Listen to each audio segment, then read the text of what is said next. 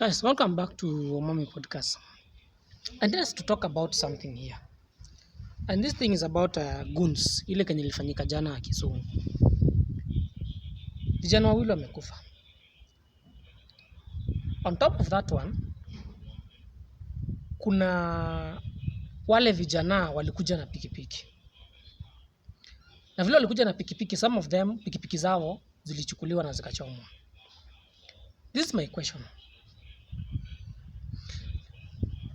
This is my question really for goons. Let me put it that way specific. Ulitoka kwako na pikipiki yako asubuhi ukiwa unaenda kazi. Kufika kwa stage ukaambiwa kuna mradi hapa. Nataka twende tuvuruge mahali fulani Sunday. Dhao mbili ndio uishika. Sikatai, umeshapewa dhao mbili. Now, umepewa dhao mbili, umewekewa mafuta. After kuwekewa mafuta, umeenda vurugu na panga. Umeacha familia yako kwa nyumba na watoto.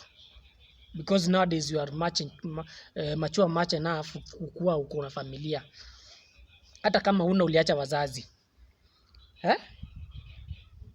Umeenda na hiyo pikipiki, acha sema mzazi alikununulia ama ulijinunulia mwenyewe. Tell me 2000 unaweza compare aje na 200,000? Pikipiki ni 200,000. Mahali penye umeenda kuchoma ama umeenda vurugu umepewa 1000 ngapi? 2. Mniambie hii calculation inaingia aje? Kwa sababu goons mlienda, mahesabu yako iliingiana kabla before utoke uende ufanye hizo vitu ulikwenda kufanya, mahesabu yako ilikuwa imeingia. Iliingiana aje? Umerudi kwa nyumba, number 1 una pikipiki. Number 2, your friend ama wewe mwenyewe umeuliwa kwa sababu kuna vijana wawili wamekufa. Alafu una expect 2027 tutakuwa na peaceful election. Kama saa hii current situation yenye saa hizi iko, mnajionea. Hii ndio dalili za 2027-28 ilianza hivyo. Na hii dalili ina make fear kwa wananchi na inafanywa intentionally.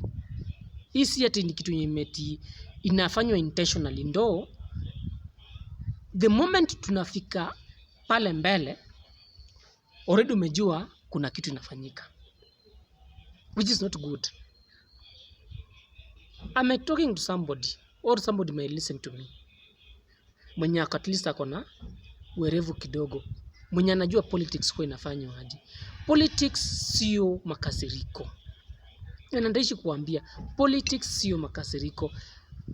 Politics ni kuchukua kenye unaona ni kizuri.